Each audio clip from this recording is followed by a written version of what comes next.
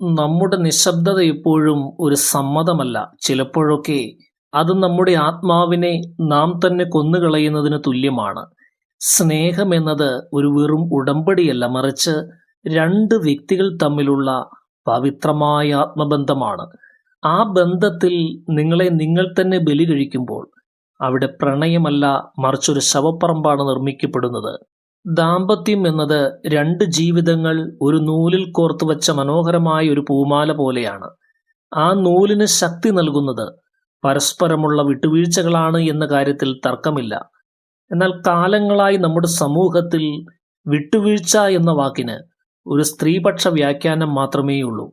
കുടുംബത്തിന്റെ സമാധാനത്തിനു വേണ്ടിയും ഭർത്താവിന്റെ താല്പര്യങ്ങൾ സംരക്ഷിക്കുന്നതിനു വേണ്ടിയും സ്വന്തം ആഗ്രഹങ്ങളെയും ആത്മാഭിമാനത്തെയും ബലികഴിക്കുന്നതാണ് ഒരു ഉത്തമയായ ഭാര്യയുടെ ലക്ഷണമെന്ന് നമ്മൾ തെറ്റായി പഠിപ്പിക്കപ്പെടുന്നു.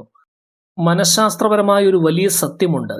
നിങ്ങളെ സ്വയം ബഹുമാനിക്കാൻ നിങ്ങൾക്ക് കഴിയുന്നില്ല എങ്കിൽ മറ്റൊരാളും നിങ്ങളെ ബഹുമാനിക്കുകയില്ല. സ്നേഹം അന്ധമാണ് എന്ന് കവികൾ പാടുമെങ്കിലും ആ സ്നേഹത്തിനിടയിൽ നിങ്ങളുടെ സ്വന്തം വ്യക്തിത്വം അഥവാ ഐഡന്റിറ്റി മറന്നു പോകരുത്.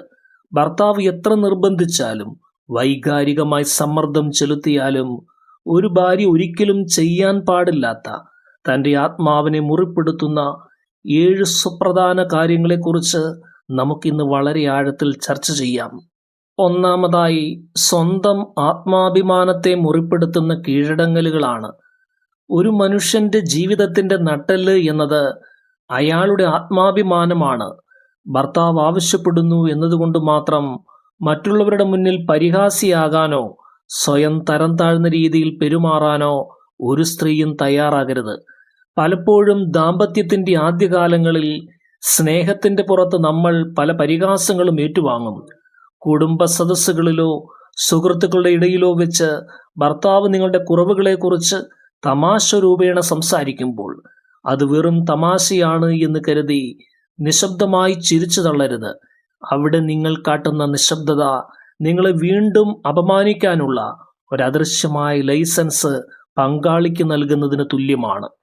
മനഃശാസ്ത്രപരമായി നോക്കിയാൽ ഒരാൾ നിങ്ങളെ ബഹുമാനിക്കണമെന്ന് നിങ്ങൾ ആഗ്രഹിക്കുന്നുണ്ട് എങ്കിൽ ആ ബഹുമാനം ചോദിച്ചു വാങ്ങേണ്ടതില്ല, മറിച്ച് നിങ്ങളുടെ നിലപാടുകൾ കൊണ്ട് നേടിയെടുക്കേണ്ടതാണ്.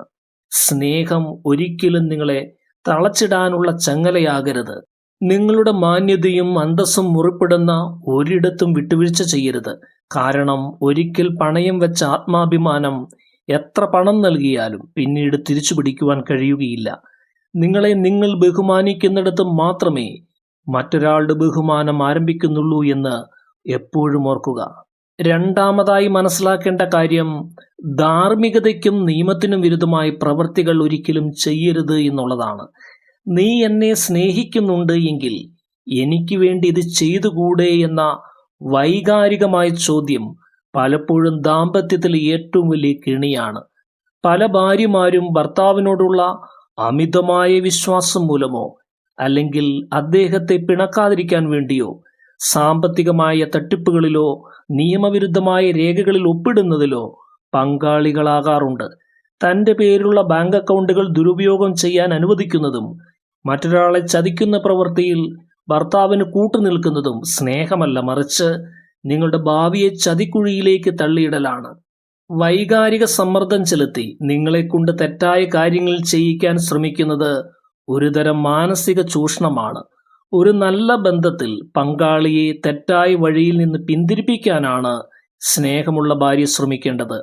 മറിച്ച് ആ തെറ്റായ വഴിയിൽ പങ്കുചേരുന്നത് നിങ്ങളുടെ ദാമ്പത്യത്തെയല്ല, മറിച്ച് നിങ്ങളുടെ സ്വഭാവശുദ്ധിയെയാണ് ഇല്ലാതാക്കുന്നത്.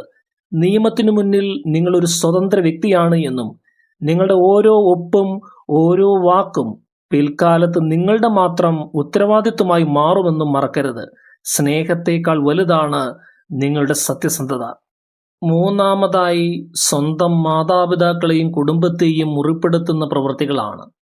വിവാഹശേഷം സ്വന്തം വീടുമായുള്ള ബന്ധം വിച്ഛേദിക്കണമെന്ന് നിർബന്ധിക്കുന്നത് ഒരു പുരുഷൻ സ്ത്രീക്ക് മേൽ നടത്തുന്ന ഏറ്റവും വലിയ മാനസിക ക്രൂരതയാണ്. നിങ്ങളെ വളർത്തി വലുതാക്കിയവർ, നിങ്ങളുടെ വേരുകൾ, നിങ്ങളുടെ വ്യക്തിത്വത്തെ രൂപപ്പെടുത്തിയ മനുഷ്യർ, അവരെ മറക്കണമെന്ന് പറയുന്നത് നിങ്ങളുടെ ഭൂതകാലത്തെ തന്നെ നിഷേധിക്കുന്നതിന് തുല്യമാണ്. ഇനി നിനക്ക് ഞാനും എൻ്റെ വീട്ടുകാരും മാത്രമേയുള്ളൂ. നിന്റെ വീട്ടുകാർ നമ്മുടെ കാര്യത്തിൽ ഇടപെടേണ്ട എന്നൊക്കെയുള്ള വാചകങ്ങൾ പലപ്പോഴും സംരക്ഷണത്തിന്റെ മുഖംമൂടി അണിഞ്ഞാണ് വരുന്നത്. എന്നാൽ ഇത് യഥാർത്ഥത്തിൽ നിങ്ങളെ പുറം ലോകത്ത് നിന്ന് ഒറ്റപ്പെടുത്തി സ്വന്തം ആധിപത്യത്തിൻ കീഴിൽ നിർത്താനുള്ള തന്ത്രമാണ്. മാതാപിതാക്കളെ സംരക്ഷിക്കാനും അവരോട് സ്നേഹം പ്രകടിപ്പിക്കാനുമുള്ള നിങ്ങളുടെ മൗലികമായ അവകാശത്തിന്മേൽ കടന്നു കയറാൻ ഭർത്താവിന് അനുവാദം നൽകരുത്. മനഃശാസ്ത്രപരമായ വീക്ഷണത്തിൽ സ്വന്തം കുടുംബത്തിൽ നിന്ന് ബോധപൂർവം ഒറ്റപ്പെടുന്ന ഒരു സ്ത്രീ പിന്നീട് ദാമ്പത്യത്തിൽ കടുത്ത അരക്ഷിതാവസ്ഥയും ഏകാന്തതയും അനുഭവിക്കാൻ സാധ്യതയുണ്ട്. ഒരു പുതിയ ബന്ധം തുടങ്ങുമ്പോൾ പഴയ ബന്ധങ്ങൾ മുറിച്ചു മാറ്റേണ്ടി വരുന്നത് ആ ബന്ധത്തിന്റെ പോരായ്മയാണ്. നാലാമതായി, ശാരീരികവും മാനസികവുമായ പീഡനങ്ങൾ നിശബ്ദം സഹിക്കുന്നതാണ്.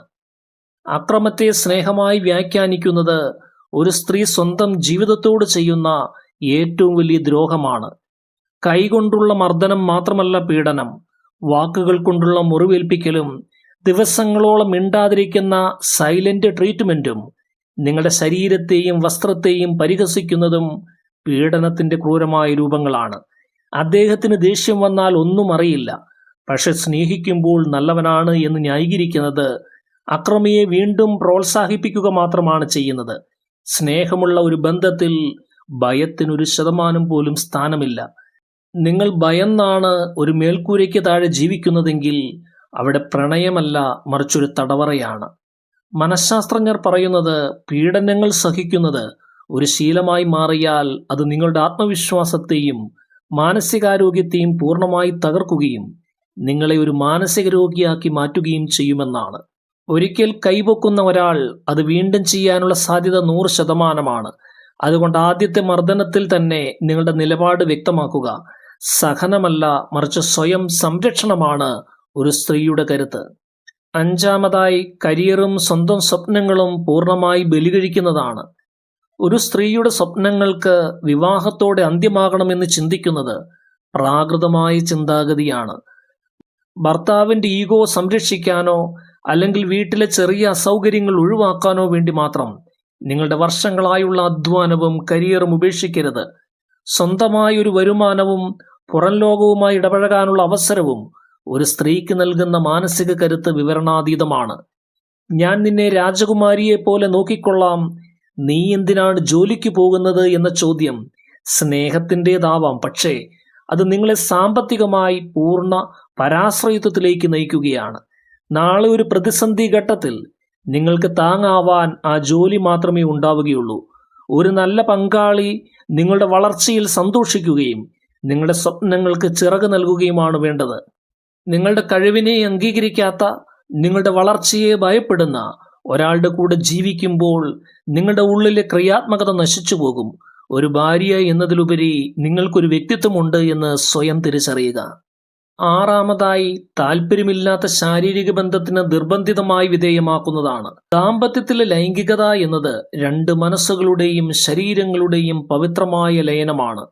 അവിടെ നിർബന്ധത്തിനോ ബലപ്രയോഗത്തിനോ യാതൊരു സ്ഥാനവുമില്ല.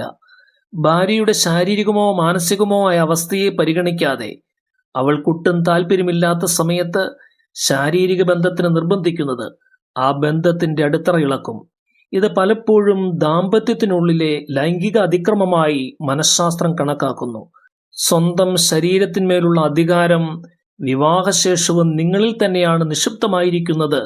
സ്നേഹമുള്ള ഒരു ഭർത്താവ് തൻ്റെ ഭാര്യയുടെ വൈകാരിക അവസ്ഥയെയും ആരോഗ്യത്തെയും മാനിക്കാൻ ബാധ്യസ്ഥനാണ്.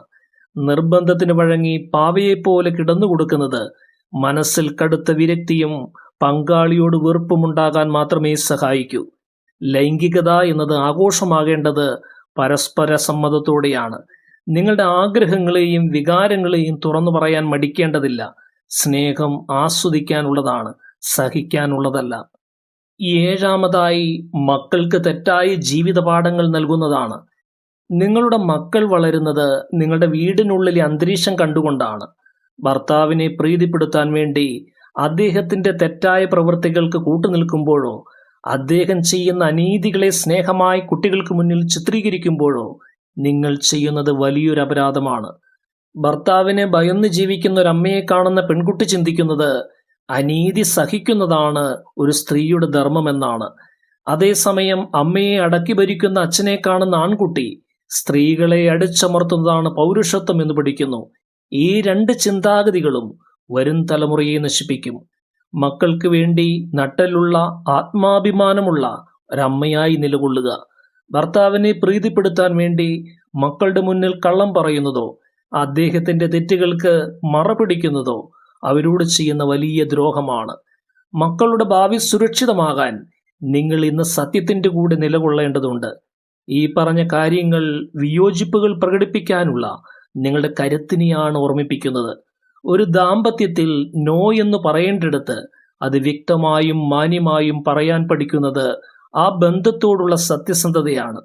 ഭയത്തിലധിഷ്ഠിതമായൊരു ബന്ധം ഒരിക്കലും ശാശ്വതമായ സന്തോഷം നൽകില്ല. പങ്കാളിയെ ആത്മാർത്ഥമായി സ്നേഹിക്കുക, അദ്ദേഹത്തെ ബഹുമാനിക്കുക, എന്നാൽ അത് നിങ്ങളുടെ സ്വന്തം വ്യക്തിത്വത്തെ പണയം വെച്ചുകൊണ്ടാവരുത്. ഒരു യഥാർത്ഥ സ്നേഹബന്ധം നിങ്ങളെ ഒരു മികച്ച വ്യക്തിയാക്കി മാറ്റുകയാണ്, അല്ലാതെ നിങ്ങളുടെ ഉള്ളിൽ വെളിച്ചം കെടുത്തി നിങ്ങളെ ഒരു ഇരുട്ടറയിലേക്ക് തള്ളുകയല്ല. നിങ്ങളുടെ അതിർവരമ്പുകൾ നിങ്ങൾ തന്നെ നിശ്ചയിക്കുക. അത് നിങ്ങളെയും നിങ്ങളുടെ കുടുംബത്തെയും കൂടുതൽ സമാധാനത്തിലേക്കും പരസ്പര ബഹുമാനത്തിലധിഷ്ഠിതമായ സ്നേഹത്തിലേക്കും നയിക്കും. ഈ ആശയങ്ങൾ നിങ്ങളുടെ ജീവിതത്തിൽ പുതിയൊരു പ്രകാശമാകട്ടെ എന്ന് ഞാൻ ആശംസിക്കുന്നു. വിവേകത്തോടെ പെരുമാറുക, അന്തസ്സോടെ ജീവിക്കുക. സമാധാനവും സന്തോഷവുമുള്ള ഒരു ദാമ്പത്യം ഏവർക്കും നേരുന്നു. ഈ വീഡിയോ ഇഷ്ടപ്പെട്ടുവെങ്കിൽ നിങ്ങളുടെ സുഹൃത്തുക്കളിലേക്കും ഇതെത്തിക്കുക. എല്ലാ സ്നേഹിതർക്കും ഹൃദയം നിറഞ്ഞ നന്ദി.